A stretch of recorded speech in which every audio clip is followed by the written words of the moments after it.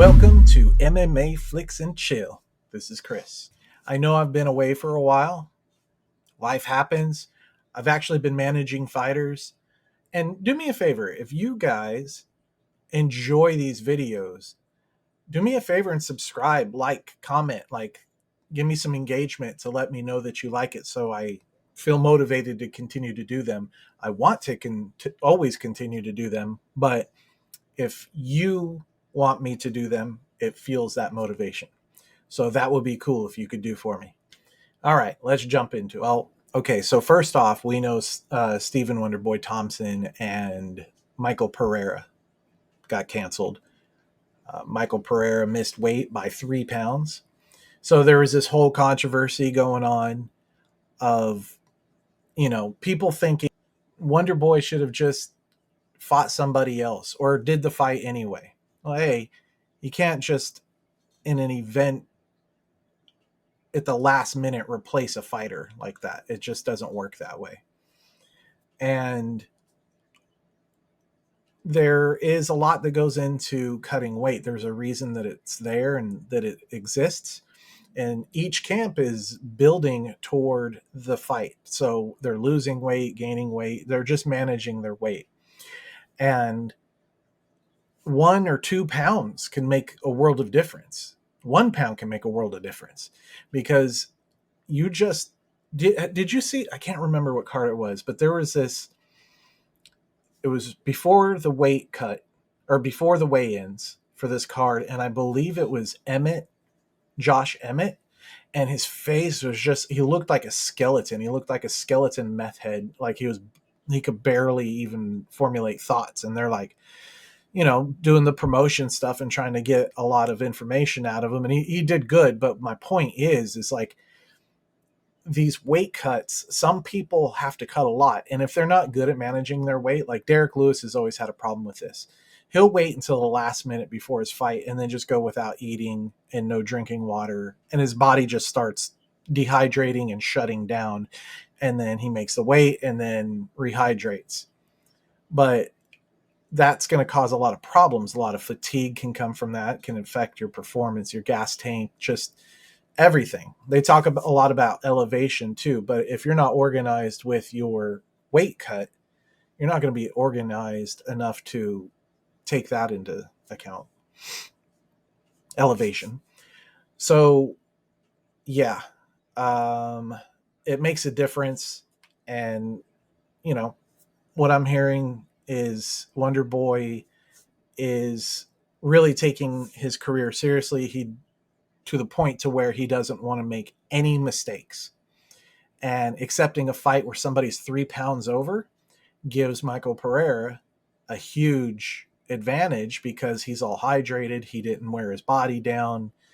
And if it were otherwise a pretty even fight, that would give Pereira the advantage. So there's that. Another thing that I'm seeing here that kind of slipped my mind, and I don't know what's going on here because it says yesterday at 9 p.m. That would be accurate because I'm doing this video at 2:39 a.m. Paulo Costa was supposed to be on this card, and that one was canceled. So the first two were canceled, and then we had welterweight and at Michael Chiesa and Kevin Holland. I'll be honest, Michael Chiesa looked like trash. I don't know what was going on with him. I don't know if it's because Kevin Holland's that good, which I know he's that good, but he made it look like it was almost not quite as extreme, but almost as extreme as Hamzat versus Kevin Holland. It's just Michael Chiesa just looked like trash in there. I'm like, I don't know. It did not look like an elite fighter in there, and everybody has their off nights, so there could be some of that going on. We'll see moving forward into the future. All right, next fight at lightweight. Man, this hurts me because for the longest time, and I'll tell you, as soon as I started declaring that Tony Ferguson was my favorite fighter, he hasn't won a fight since then. I think he's on like a 5 or 6 fight losing streak? Tell me in the comments. Is it 5 or 6? Um, yeah, it's like he had that 12 fight win streak, and then fought Justin Gaethje. It's like a bunch of things that were meant to happen, meant to be, didn't be, and it just collapsed everything in his career. Like him fighting Habib at the pinnacle of his career on that winning streak with that energy, you know? If he got to fight Habib, what would have happened during that time? I know the easy answer all you are going to go to is, well, it would have been the same thing. Habib would have beat the crap out of him. You don't know, because these are mentalities of energies in that moment, and a fight is a fight. And it's not like he wasn't training. Tony trained like a there's nobody that's going to out train Tony. If you follow Tony, there's nobody that's going to out train him these days. I don't know what's going on with Tony. He's talking about tracking bears and stuff like that, but that could be a metaphor also, because he still has that Habib thing. I think maybe Tony has something in the back of his mind where he's thinking Habib ruined my career. He may even be blaming Habib a little bit for ruining his career. Like, that fight should have happened. And he makes little spiteful comments in the press too. Like, he said him and Habib were going to do. Now the show slips my mind. The tough show, the tough show. They were gonna be coaches on it and then fight, but Habib ran off scared or something like that. So he makes little statements like that, which makes me believe that somewhere deep inside Tony's crazy mind, he has resentment that's just like eating at him, and the cards aren't lining up right. And Tony seems like he's the type of person who does not like to take accountability of his own failures. And he was dealt a bad hand, whether it's at his own fault or at the company's, or a mixture of the two, or just timing. Sometimes life is just timing, and things don't happen the way we have them planned to happen, or the way they seem like they should happen. But that's life. But Tony is going through it mentally. We can all probably agree on that. I was sad to see him lose to Bobby Green. And it was very frustrating watching him fight. And this is something I felt maybe in. Okay, so I felt bad for him when he fought Chandler, right? Because he was doing so good and then just got caught. Like, Tony was arguably winning, maybe. I mean, if you go back and watch the fight, you could debate that he was winning the fight and then got caught with that kick. But that's all we remember. Tony's loss with that kick. So this one was just frustrating to watch, because so he started off hot and he was doing good. He was being unorthodox. He was being like, somebody said it. I don't know who said it, but somebody said that Green is good when he can line you up, find your patterns and line you up, and then he can piece you up.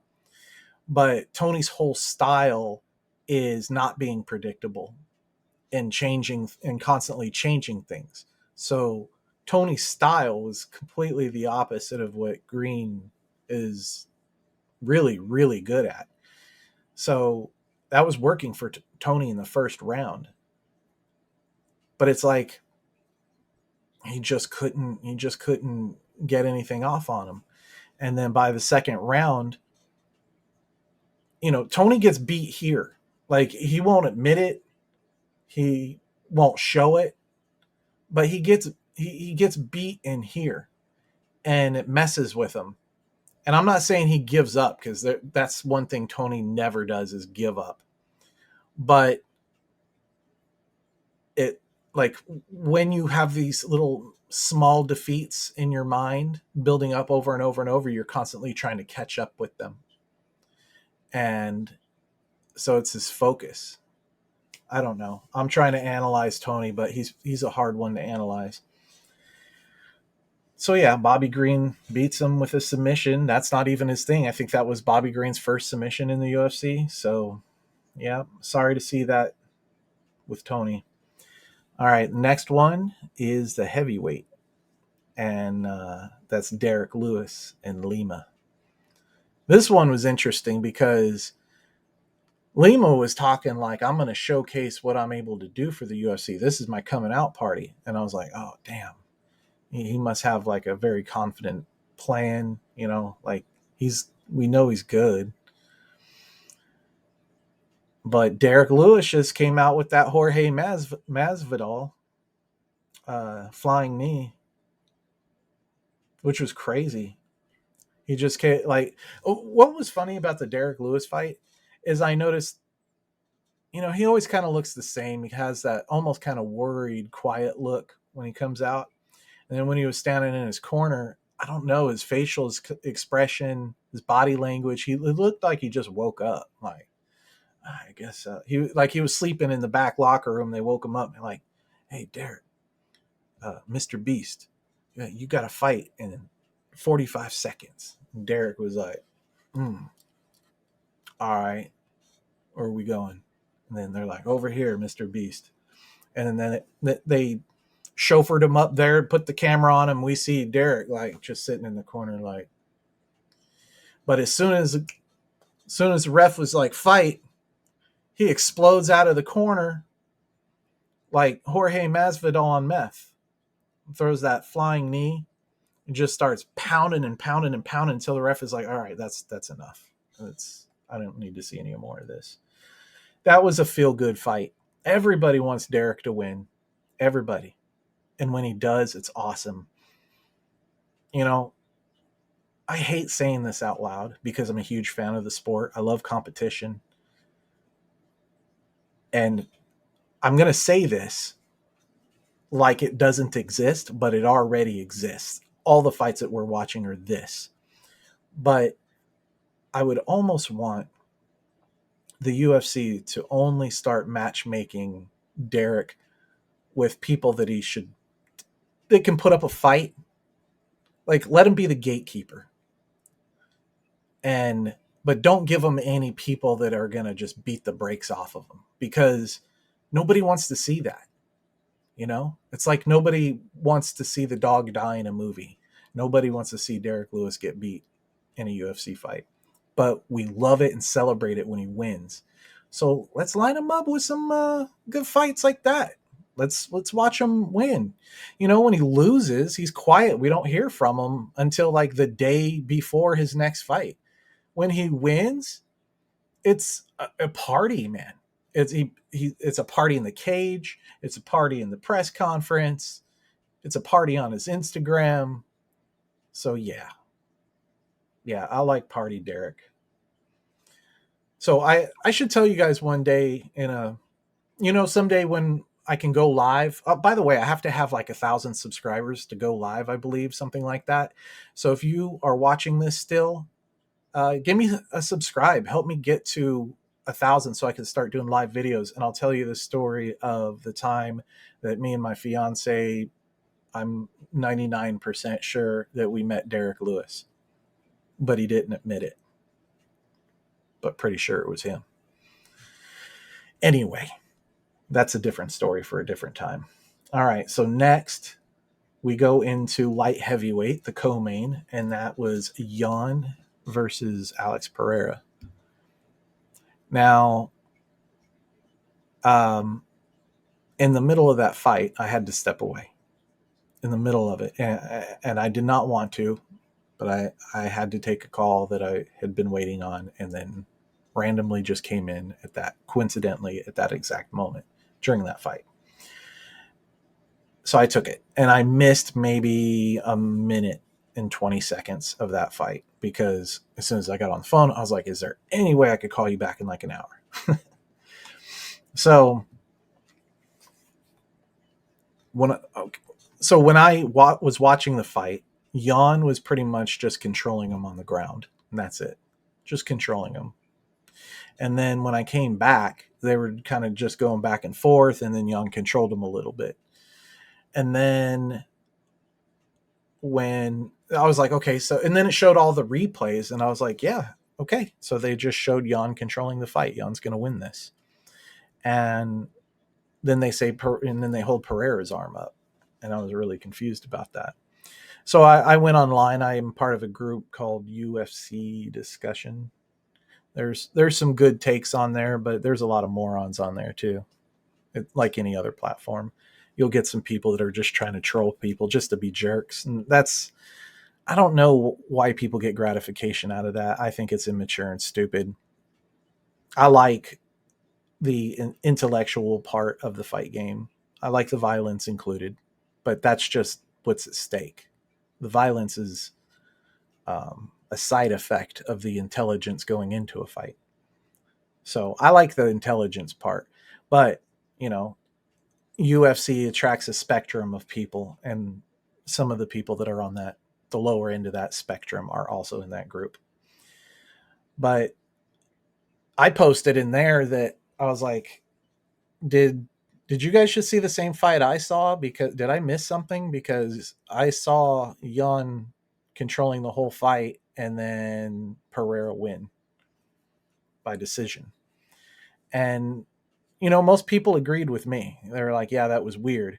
But one thing I realized is the UFC, the judges, the judges that are judging these matches are confusing the fans. And I'll tell you what the problem is. And they need to fix this. They need to make a hard rule and stick by it. When a fighter is fighting, is control time more important? Dominance, asserting dominance and control time, if it goes to decision, is that more important? Or is damage more important? Because I'll go along with either one, but we can't have both. We can't just sometimes choose damage and then sometimes choose control, because then you run into this, like what happened tonight, where we see Jan completely control Pereira like during the whole fight, but people are like, oh yeah, but he damaged, there was more damage, which there really wasn't that much more damage. If you're counting, sure, there's probably more damage, but it wasn't that much for the vast difference between how much Pereira was being dominated. I don't know, kind of felt like he was given that one. But, there's people that were pushing back saying, it's about damage. But here's my problem with it. You have tonight what happened with Jan losing, even though he controlled the entire fight and asserted dominance and for the majority of the entire fight that happened between him and Pereira. And then you have the other spectrum of it where Islam Makhachev and Volkanovski fought, and that went to decision, and they gave it to Islam because he had more control time and asserted dominance more. But Volkanovski put more damage on Makhachev. So which is it, guys? We got to pick one. You can't just willy-nilly whatever you feel like at the moment. I mean, that's what rules are there for. So why aren't we drawing a hard line on this? If you have the answer, let me know. I'm asking. This is something I'm really curious about. I think it needs to be fixed. And from seeing some of the discussions online, like, it's confusing people, which, is probably good for the promotion, because you have a bunch of people in heated debates about your brand. I think I figured out why maybe that rule isn't there, because it helps the brand. It helps the hype. It helps the discussions circulating in the community. But it sure is freaking frustrating that they just do the willy-nilly thing. Like, I want a hard rule on that. Like, which is it? It would be more fun if we had a hard rule, because then people could prepare based around that hard rule. It would enhance the sport, enrich the sport, and the fan experience. So, yeah. And then we have the main card. Let's talk about the main card. we have Dustin Poirier versus Justin Gaethje. We knew that this was going to be just a nasty, nasty brawl, right? And it looked like it was just starting to get warmed up. But yeah, Justin, he pulled a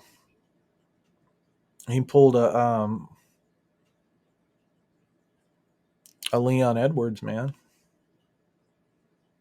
He busted an Edwards up beside Poirier's Usman head. Pretty crazy.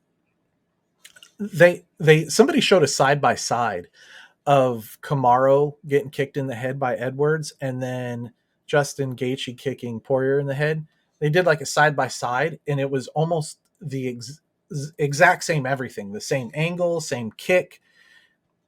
The opponent, the receiver of the kick, fell and collapsed in the exact same way, in the exact same position. Pretty crazy. The only difference was it was switched. I think one of them you kicked with the right leg, the other one kicked with the left leg, but that was the only difference. But yeah, that was pretty wild. Justin Gaethje is the BMF, so I thought it was kind of.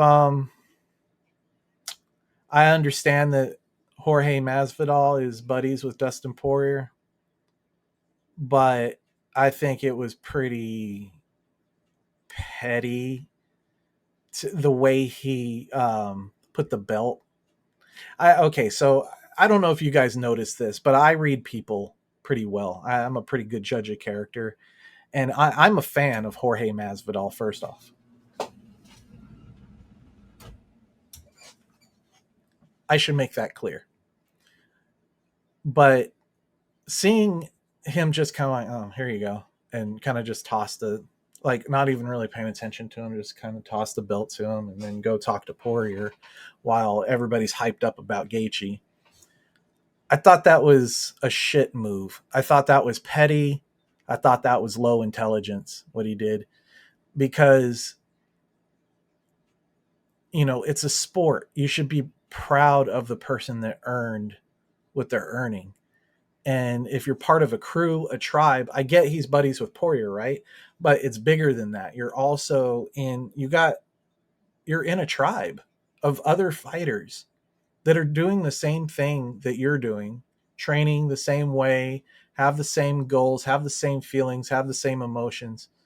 And Gaethje's there having his big moment, right? And Jorge's like, oh, there you go. And then goes and chats it up with Poirier. I mean, so you're probably saying, if you're being cynical of my take on that, you're probably saying, well, I mean, what do you expect him to do? His buddy just lost. His buddy just got starched. Like, and I know how that feels. Honestly, I know how that feels. I like I said at the beginning of this video, I manage fighters. I know what it's like. As a matter of fact, 3 weeks ago, I took one of my fighters to fight in New Orleans at this promotion, and he was winning the fight and then got starched by a right hook, or maybe it was, yeah, a right hook, starched my friend. And I know that feeling of just like, and if I had to go put a belt on that other guy, I would have still had that weird feeling in my gut, but I wouldn't have ruined his moment, because that was a big moment for him. And this is in a bigger spotlight. And Jorge being, a public figure, things like that, like his face is there. So we all saw him be petty and just kind of being disrespectful. I think that demonstrated disrespect. And I'm sure he doesn't care or whatever, but I'm just pointing it out. I don't know. I wish he didn't have that perspective. He could have turned that into something good. They probably would even put the mic in his face and let him say some stuff if he just had a different attitude, maybe a little more supportive of the belt. Shine light. Okay, don't shine light on Justin Gaethje. Shine light on the belt. The person that wears this belt, he didn't even put it around his waist like he was supposed to. He kind of just like I said, just chucked it on him. Like, here, where do you want this? And you put it up on your shoulder or whatever. He just drapes it on his shoulder. That was so anticlimactic. Should have been a big deal. Um, I don't know. Jorge shit the bed on that one, in my opinion. But congratulations to Justin Gaethje. Dustin, you're still a badass, and I think this is a good ending to this video. Like, subscribe, and hit the little notification bell if you want to know when I make new videos. I took a big break from making videos, so if it happens where I go a week or two without making another one, if you hit that little bell, it'll let you know. Talk to you next time.